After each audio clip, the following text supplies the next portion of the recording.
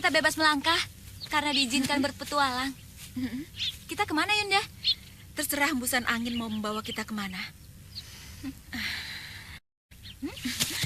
Ya, ya, ya, ya.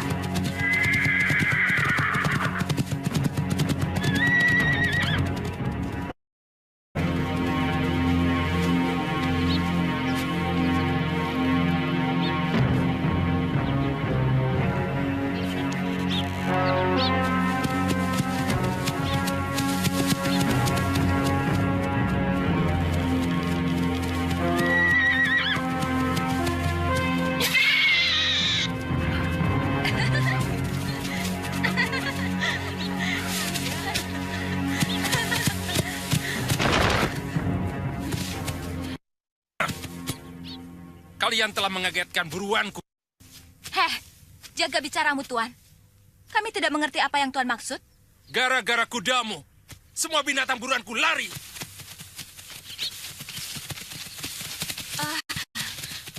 Maaf kalau begitu, Tuan. Kami sungguh-sungguh tidak tahu kalau ada yang berburu di hutan ini. Enak saja cuma minta maaf. Lihat, dari pagi prajurit-prajuritku menggiring binatang buruan itu kemari. Waktu aku tinggal melepaskan panah, kalian mengejutkannya. Kami sudah mengatakan bahwa kami tidak tahu ada yang sedang berburu di sini. Kami sudah minta maaf. Apalagi? Hei, siapa yang mengizinkan kalian masuk hutan grogolan ini?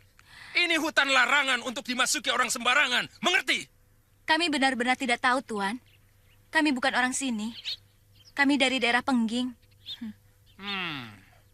Sekarang ku beritahu.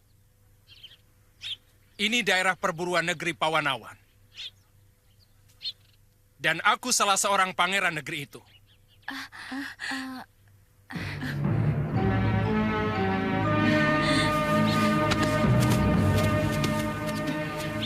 Sekali lagi kami minta maaf, Pangeran.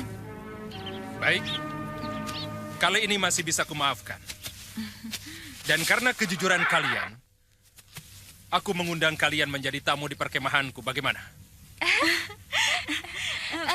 Terima kasih atas kebaikan, Pangeran. Baiklah. Prajurit, kita kembali ke kemah. Siap!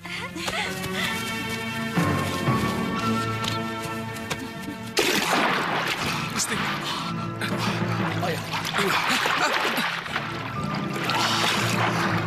Tahan, Gusti. Saya akan mencari obat. Cepat, Di.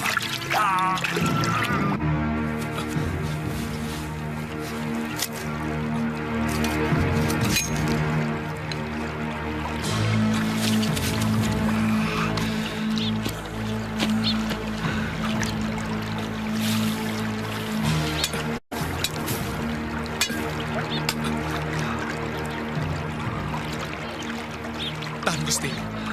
Obat ini sedikit perih.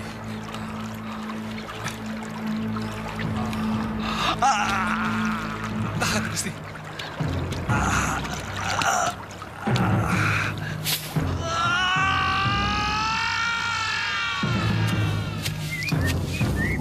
Min, sudah ditambah bumbunya. Sudah, Tuan.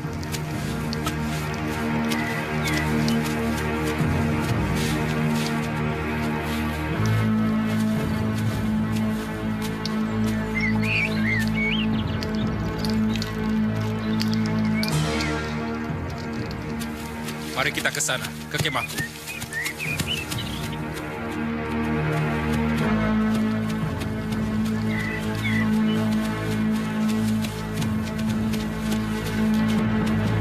Sudah pulang, Kanda? Sudah senja, dan kukira sudah banyak hasil buruan yang aku dapat.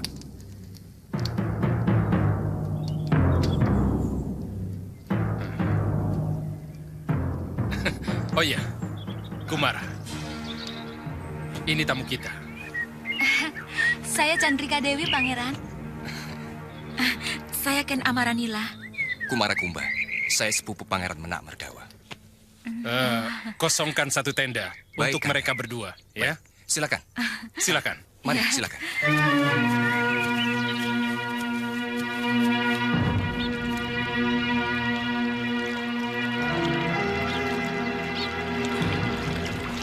Kelihatannya kita harus menginap di sini, Gusti. Baru besok mata Gusti akan kembali terang. Ayo.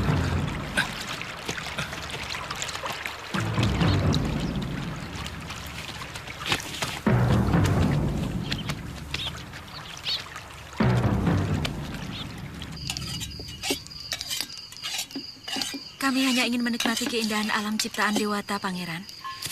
Selama ini kebebasan kami terbelenggu oleh Eyang Wiku yang terlalu berlebihan mencemaskan keselamatan kami.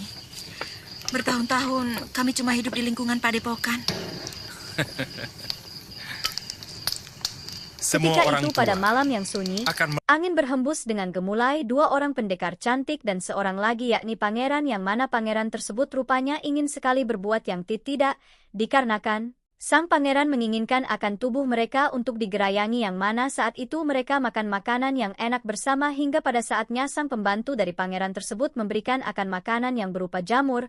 Kemudian ia mencium bau yang ada di sop jamur tersebut dan memberikannya kepada mereka berdua.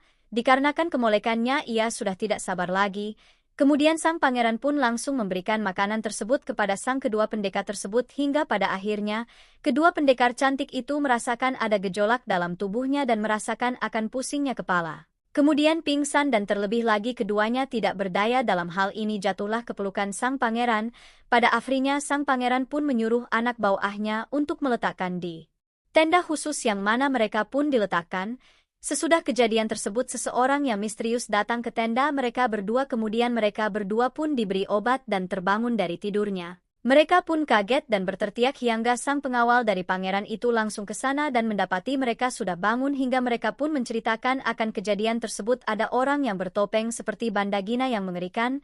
Gagallah rencana sang pangeran dalam hal ini ingin menggerayangi mereka berdua.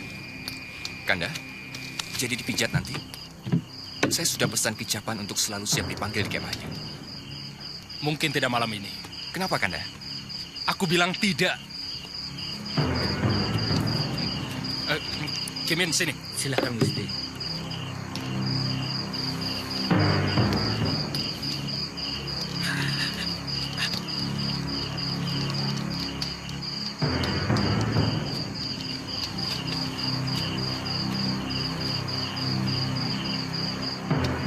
Apa itu, Tuan?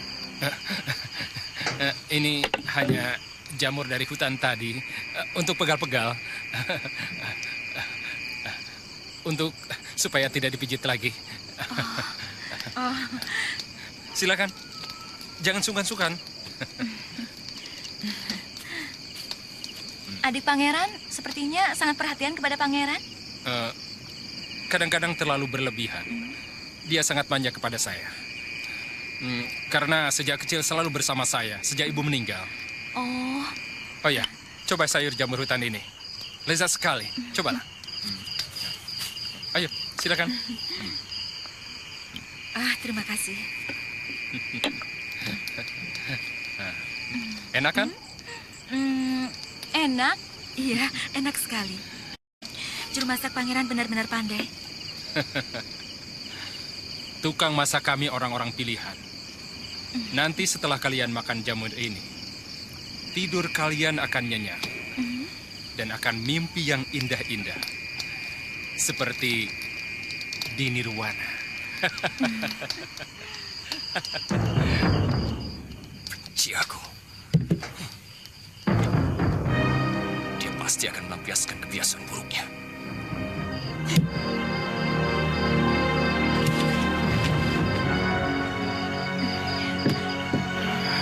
Pangeran, Oh ya? saya permisi ke belakang sebentar. Silakan, silakan.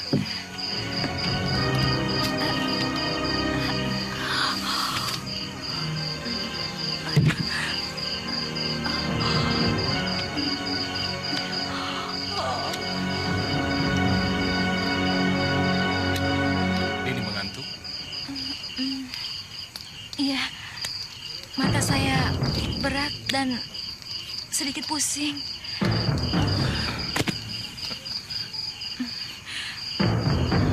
Pangeran, saya juga pangeran.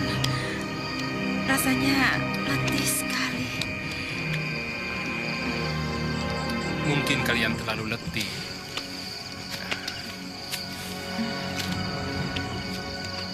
Biar kalian saya bantu ke kemah. Ayo. Terima kasih, Pangeran.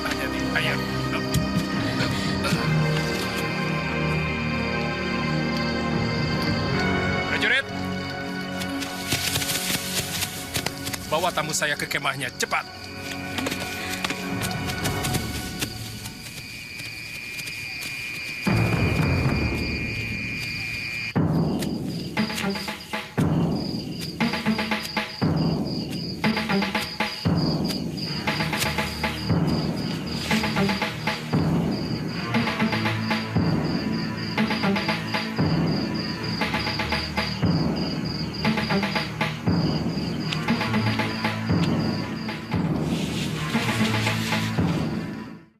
Sambut hari dan nikmati setiap momen berharga.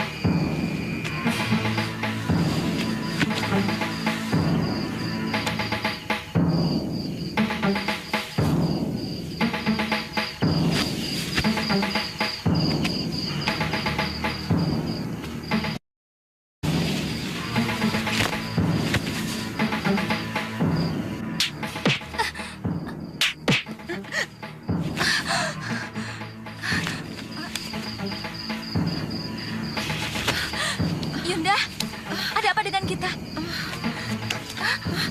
Maling! Maling!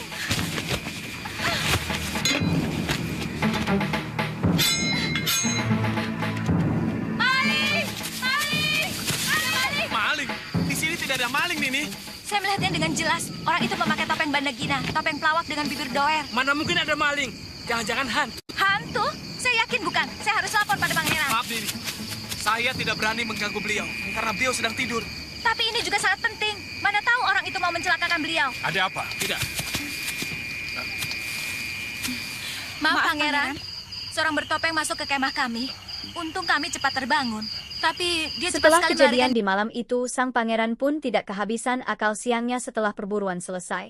Sang pangeran pun mengajak kedua pendekar tersebut untuk pergi ke istana bersamanya untuk melancarkan aksinya dengan berdalih ingin menyambut sebagai tamu. Kedua pendekar itu yang polos dan tidak berdosa itu mau saja untuk ke istana dikarenakan mereka tidak mengenal orang luar hingga pada akhirnya setelah mereka selesai membereskan akan perlengkapan langsung untuk ke tempat pangeran. Dengan kuda-kuda mereka hingga saat itu juga adik dari pangeran itu tidak menyukai akan kehadiran mereka karena mengetahui pangeran punya niat jahat kepada mereka dan pada akhirnya nanti akan membuka Dia tabir bicara apa? kebusukan Tidak sang bicara pangeran sepatah kata tersebut pun. di negeri Pawanawa. Ini benar-benar aneh. Kadawa, Saya pangeran. perketat penjagaan di sekeliling kemah tamu saya. Siap, pangeran. Silakan. Terima kasih, pangeran. Terima kasih, pangeran. Iya. Untung mereka tidak mengenali saya. Tapi siapa pendekar topeng bandagina itu?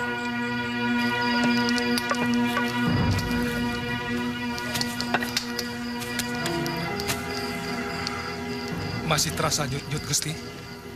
Sudah agak adem, Liwa. Liwa, aku tidak bisa lagi mengampuni manusia-manusia itu.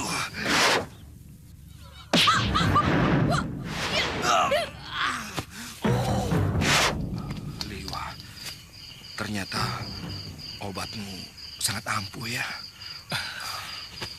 Cairan dari pohon. Ternyata obatmu sangat ampuh ya. Cairan dari pohon kedondong trawas. Sangat baik untuk mata yang kemasukan benda asing apapun, Gusti. Dia akan langsung menyembuhkan urat-urat darah yang rusak di dalam mata. Liwa, terima kasih Liwa. Kamu telah menyembuhkanku dan menolongku dengan obat yang tepat. Terima kasih, Liwa. Iya, Gusti. Itu semua tangan Dewata yang menuntunku, Gusti.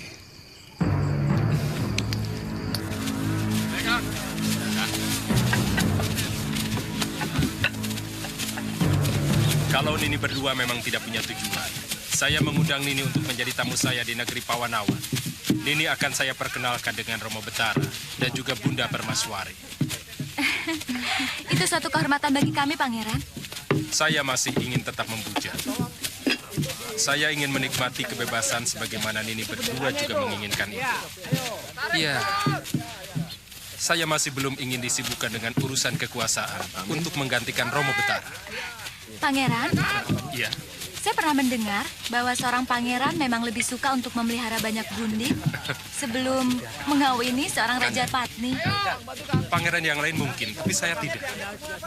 Kanda, Ada semua apa? perlengkapan sudah dibereskan. Kalau terlalu siang, kita bisa kemalaman di jalan. Kalau semuanya sudah siap, kita berangkat. Baik, Kanda. Itulah saya. Apa yang saya inginkan, saya dapatkan. Hei, kita berangkat sekarang. Periksa kembali, jangan sampai ada yang tertinggal. Itu tenda-tenda digulung semuanya dan masukkan ke gerobak. Ayo cepat, cepat. Jangan sampai ada yang ketinggalan. Kalau sampai tertinggal, awas ya. Aneh, kelihatannya Kumara tidak menyukai kehadiran kita. Saya juga merasakan hal itu, Yunda.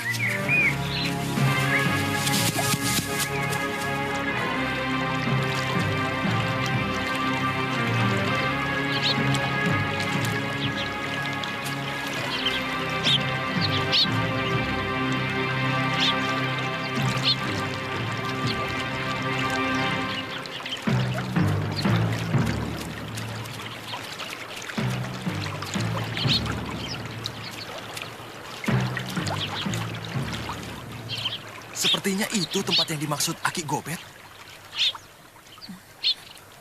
Kang, kita istirahat dulu. Itu ada tempat untuk berteduh. Ya, ayo.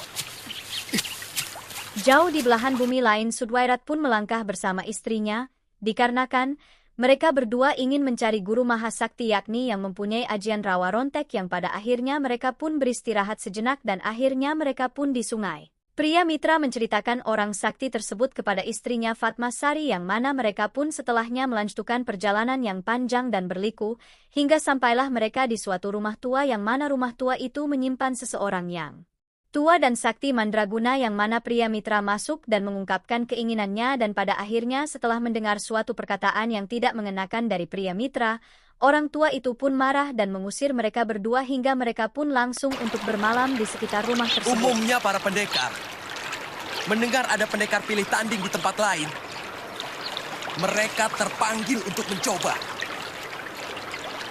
Maka Bopo bersama para sahabatnya, Empu Pradana dan beberapa pendekar dari beberapa daerah menyambangi sebuah desa di barat lereng Merapi. Tapi pemilihan pendekar pilih tanding yang tadinya bersih berubah menjadi ajang sirik yang saling menggunakan ilmu andalannya. Hingga akhirnya berlanjut di luar area pilih tanding. Kakang berhasil. Akhirnya Daruna Rupa bisa Kakang.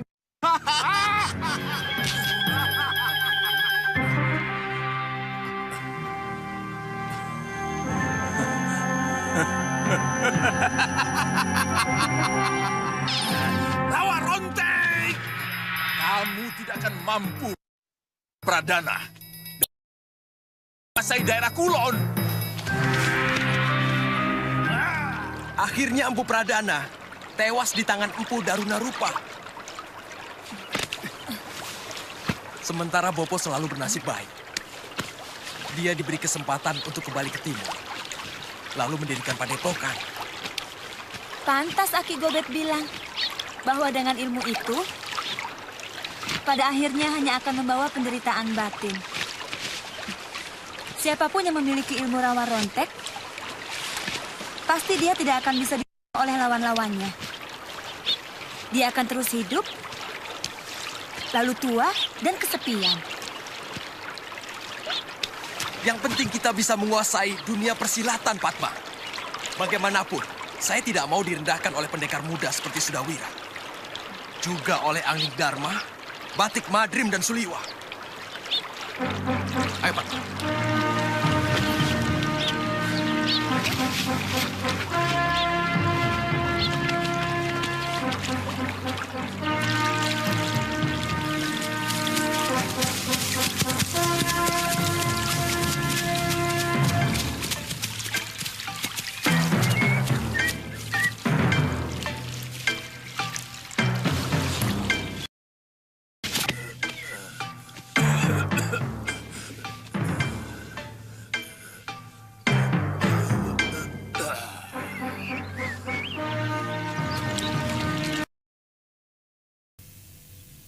Kamu yang gagah perkasa.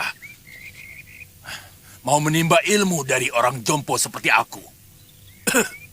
Sangat tidak masuk akal. Ampun, Pu. Tidak usah basa-basi anak muda. Aku tidak suka. Katakan terus terang. Dari mana kalian tahu tempatku? Dari Aki Gobet, Pu.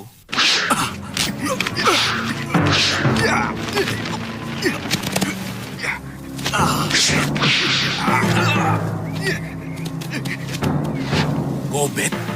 Justru Aki Gobetlah yang menyarankan saya untuk menimba ilmu dari Empu.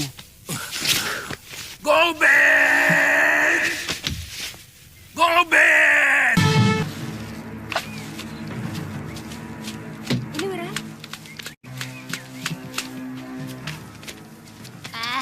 Mudah-mudahan Batik Madrim itu menjadi buta. Aku melihat dia menggelepar-gelepar kesakitan. Kalau gubuk ini sudah selesai, Nyai, aku dan Bibi Lokahita akan mencari bahan-bahan untuk membuat racun itu. Sebaiknya Nyai mengumpulkan bahan-bahan apa saja yang tertulis dalam kitab itu. Sudah. Ada 170 macam. Tapi ada 2 macam getah pohon yang belum pernah kulihat. Mungkin hanya namanya saja yang berbeda, Nyai. Kita bisa mencarinya. Oh, iya. Mungkin di sekitar hutan ini masih banyak. Serakah! Maaf, Bu. Kamu sendiri belum tentu mendapat itu. Sudah memikirkan untuk istri. Maaf, Bu.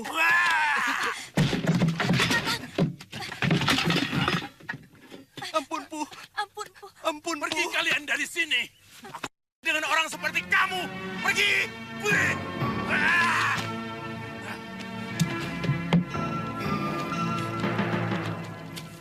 Mestinya Kakang tidak usah menyebut-nyebut saya.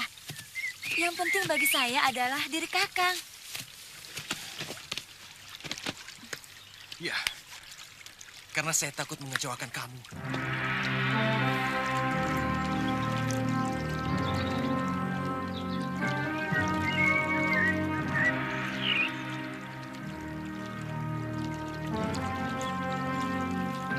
Kemudian pada malam harinya orang tua itu bersemedi dan mendatangi pria mitra. Ia menyuruhnya untuk mengikutinya dan akhirnya sang pria mitra pun menurut dan mengikuti orang tua itu dan menyuruhnya untuk masuk dan bersemedi. Ia akan mewarisi ilmunya asal ada satu syaratnya, yakni ia haruslah melakukan upacara untuk membakarnya dan ia juga mengeramatkan abunya. Untuk supaya bisa pergi dengan tenang dan aman. Kemudian sesudah menerima ajian tersebut yakni Rawa Rontek, pria mitra pun terbangun dan terkejut hingga ia mendapati orang tua sakti itu telah mati yang pada akhirnya sang pria mitra pun ternyata sudah mewarisi ilmu ajian tingkat tinggi tanah Pasundan yakni ilmu aji Rawa Rontek yang tidak bisa mati meski dibunuh berkali-kali dengan ajian apapun yang pada akhirnya orang tua itu dikeramatkan abunya yang telah dibakar sesuai yang dijanjikan kepada pria mitra.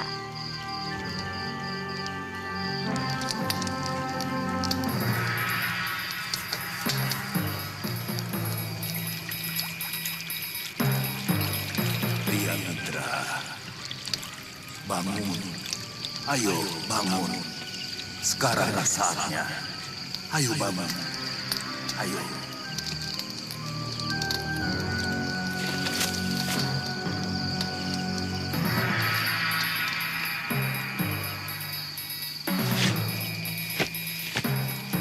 Pergilah ke belakang rumahku. Di sana ada gua. Masuklah. Aku menunggumu di sana.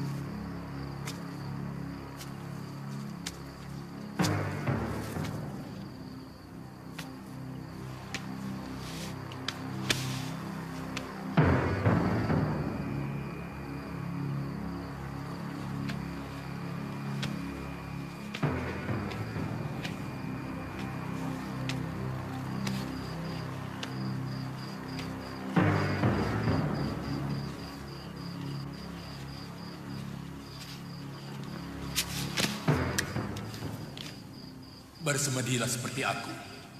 Bukalah bajumu itu. Baik, Guru. Aku akan melepaskan ilmu rawa rontekku dan memasukkannya ke dalam seluruh urat nadi di tubuhmu. Bersiaplah. Baik, Guru. Satu saja permintaanku. Buatkan upacara Bahni Dharana untuk mensucikan mayatku. Supaya tidak ada yang menghalangi perjalananku dalam alam keabadian. Kamu sanggup? Sanggup, Guru. Saya akan keramatkan abu jenazah Guru dalam kuil pemujaan saya. Bersiaplah. Baik, Guru. Dan duduklah di hadapanku. Iya, Guru.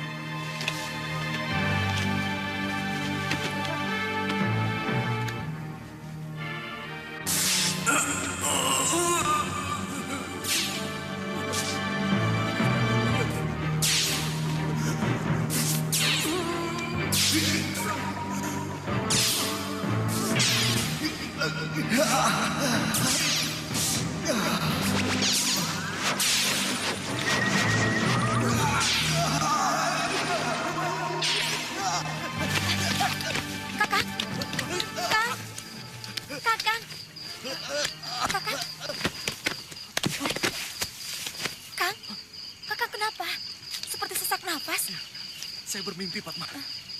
Saya bermimpi.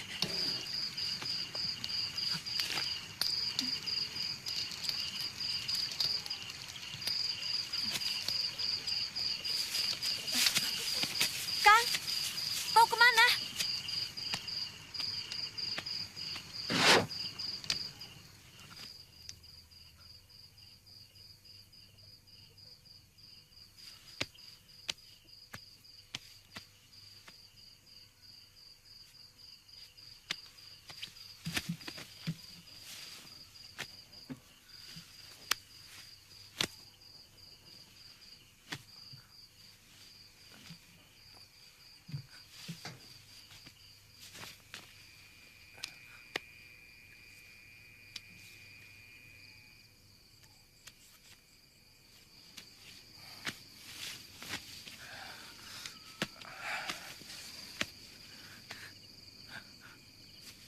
Pria mitra, kamu telah mewarisi ilmuku. Lakukan janjimu untuk mengeramatkan abu mayatku.